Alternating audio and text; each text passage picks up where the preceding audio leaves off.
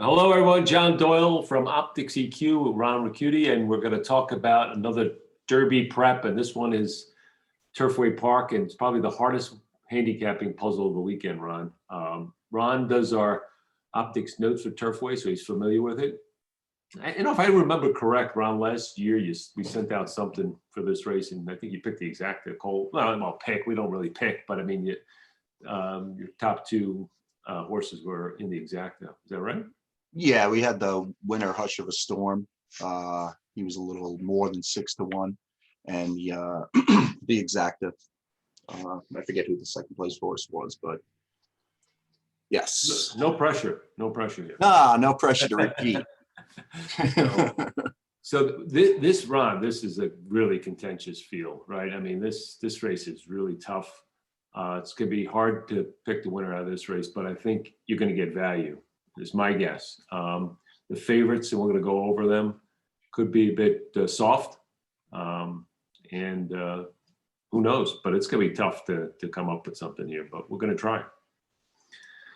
So let's dig in. You know, the first thing I want to do, kind of like just review the plot, Ron. You can see it's a yellow. The contention's a snowflake, and the speed rating is, I would say, a little bit above average. So it looks like there might be pace in this race. You always get some of these 2-year-old, 3-year-old races. These horses may be stretching out, trying to figure out how to balance their the early pace with their late pace.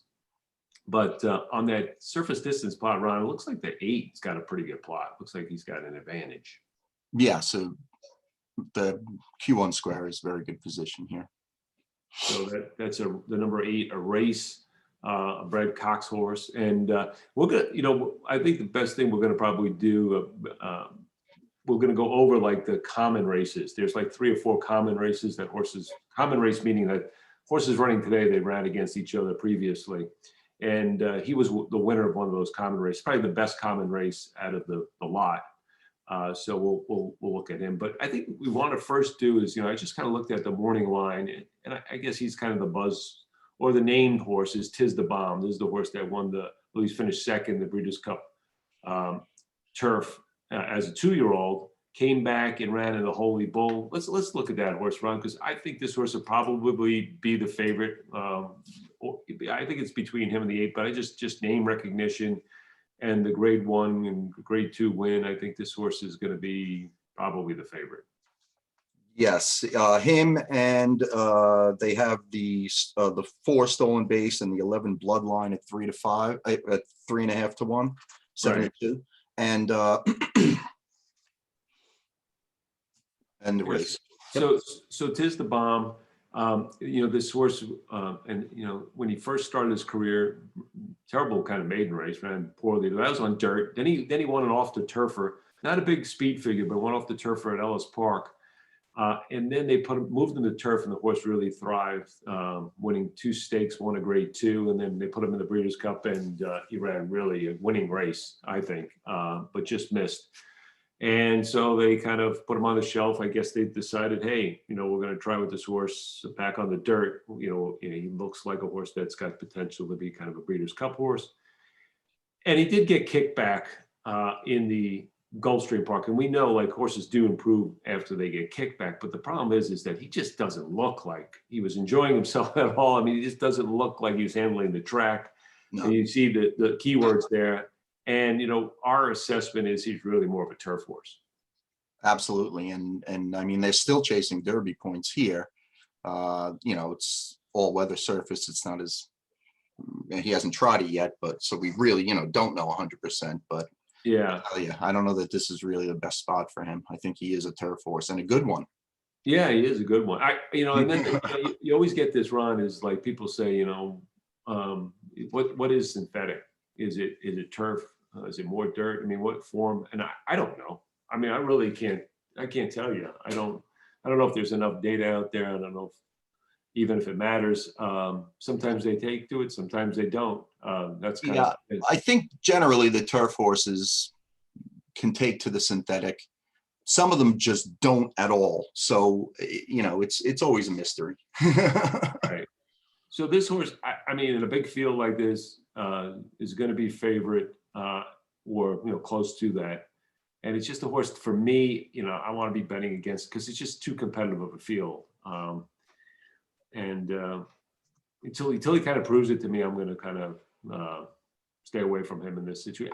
I just, he looks so uncomfortable in that dirt race, and maybe he needed the race. Maybe I don't know. This is a much softer field. Don't get me wrong, but I have my doubts still. And like I said, what they're doing here, putting him in this race.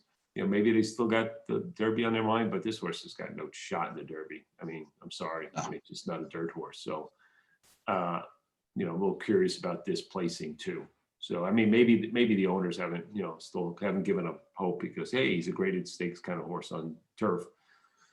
But we'll see. Yeah, I mean, if he wins here, then it's just completely, a class win, and that's, I mean, what else, Yeah. So to me, it's worth a gamble against, and I think so. Yeah, that's the way I'll be playing. Let's go to the common races because I think the most important one was the Leonidas. Yes. Yeah, and that was run over this track. Let me see. I got one horse in here that shouldn't be in here. Let me just filter on it. Oops. Okay, I actually got one horse in here, three that shouldn't be in here, but we can look at, there's 4 horses coming out of the race, the 2, the 8, the 9, and the 13. And Ron, you gave the notes for this horse, and the winner was a race, and you gave him a B+ in this race, and I agree with your assessment. I mean, he took pressure, and I thought they were coming at him late, and he kind of rebroke a little bit. Yeah. Stretch, right? It was pressure, but Talamo, I think here, right? It's in the extended note. If you could just bring that up, I think it was Talamo. Yeah, he really just, he controlled the horse well on the front end, and there was some pressure, but it wasn't, so much that he didn't have anything left. Yeah, I like the way when the horses came at him, he kind of re-kicked. Yep. A little bit in deep stretch, so I liked him. I also liked. I was okay with both performances of the 2. Rich Strike. I thought he made a move. He kind of flattened out a little bit, but I thought he made a move. And that race, I think this will be his 3rd race off the layoff, and so I think he's got some upside. And then the OP Firecracker, I thought he got into a little subtle traffic and got shuffled back. Also ran okay in that race. So he did. Subtle that I missed it the first time. So thank you for that. That's okay. Those 2, I think, looked okay. They both can improve, but I still think they have to. I still think that out of that race, the 8 still looks strongest. He's going to be either the 2nd or 3rd choice in this race, I would imagine. He could have some company today. He could have more company. Plot looks okay though in surface and distance. Yeah. So no, I still think he's a contender in this race. I think he's a pretty strong contender, but I do, and I'll tell you, I was surprised to see his odds as high as 5-1 on the morning line. Yeah, I mean that seems that seems off to me. It does. Yeah, because I could see him actually being potentially even the favorite in this race. I just want to look at Rich Strike because I just think that this horse is a potential.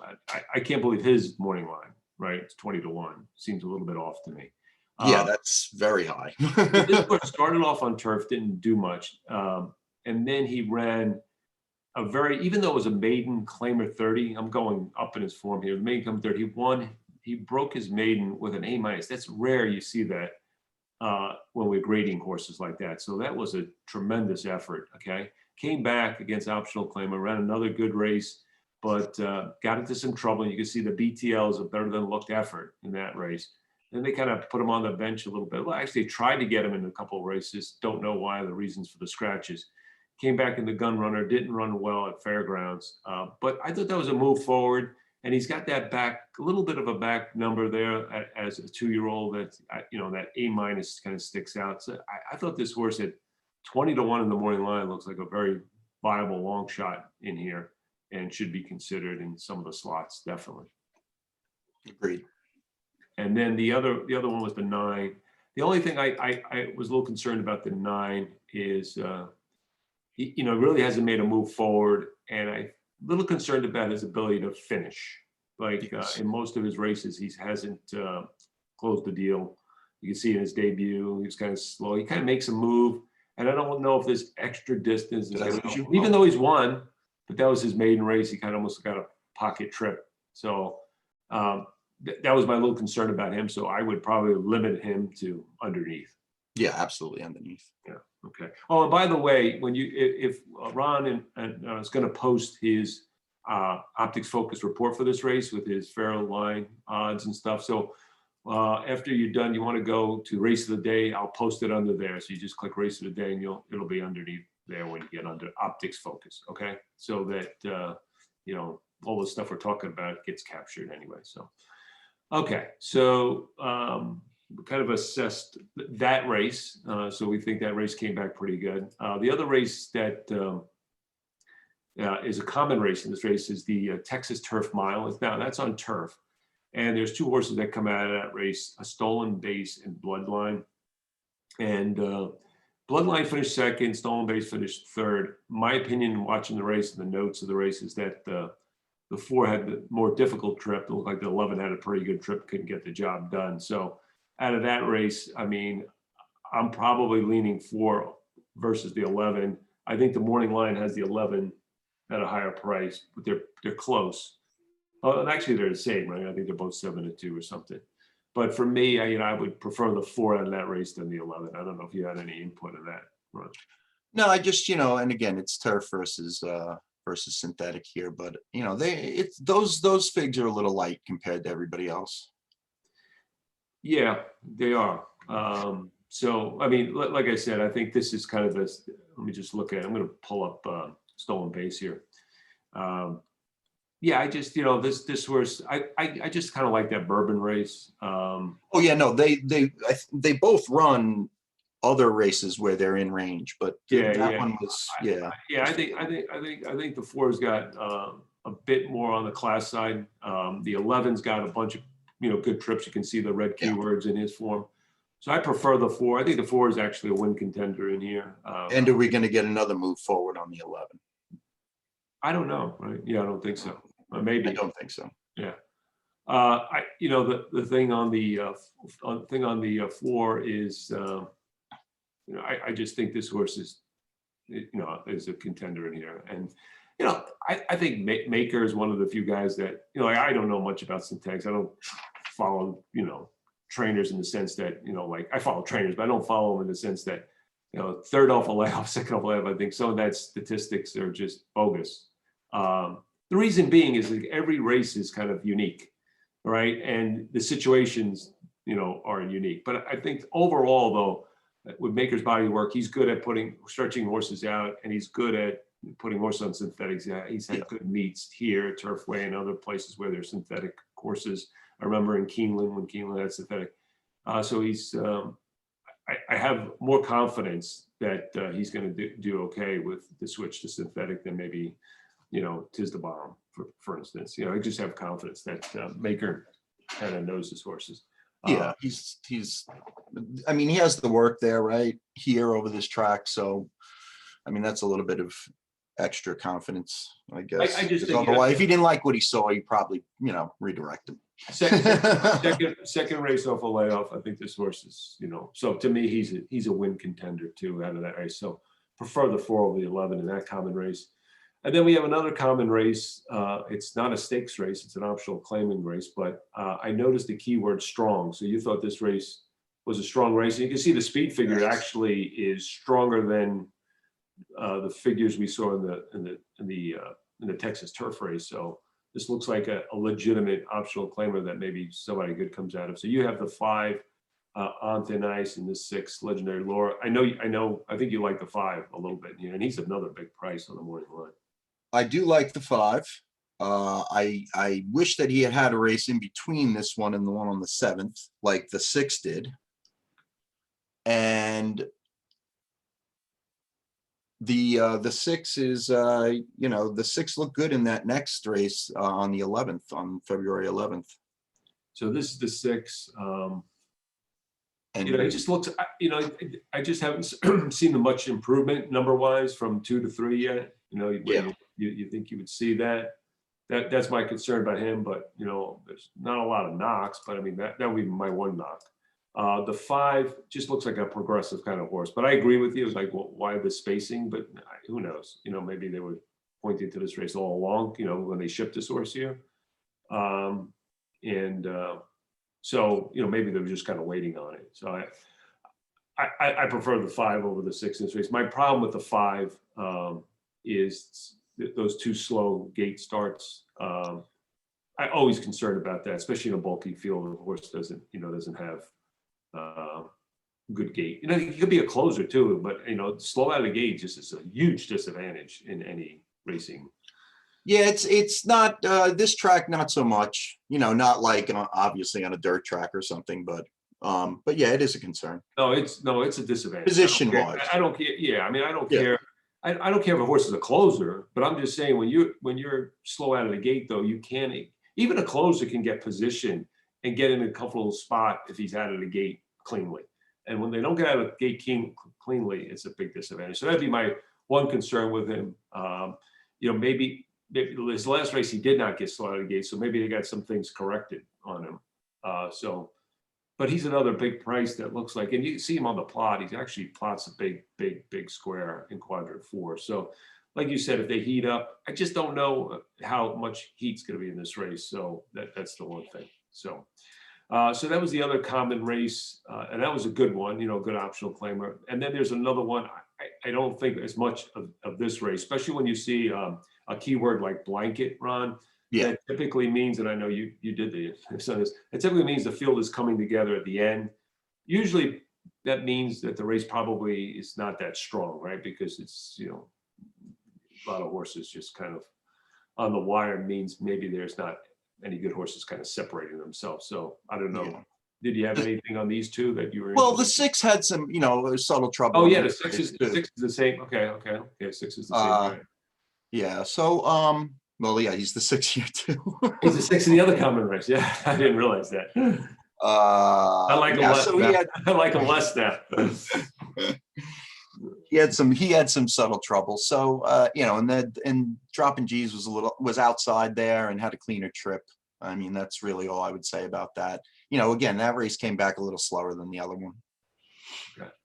I think when we looked at the field, and you can look at it in the report why we kind of eliminate, but for us, I think the 3, 12, 13, and 14 were tosses. So we didn't like those horses at all. But I did want to cover the 1, Ron. I thought he was fairly interesting, even though he's coming out of the maiden win, Goldeneye.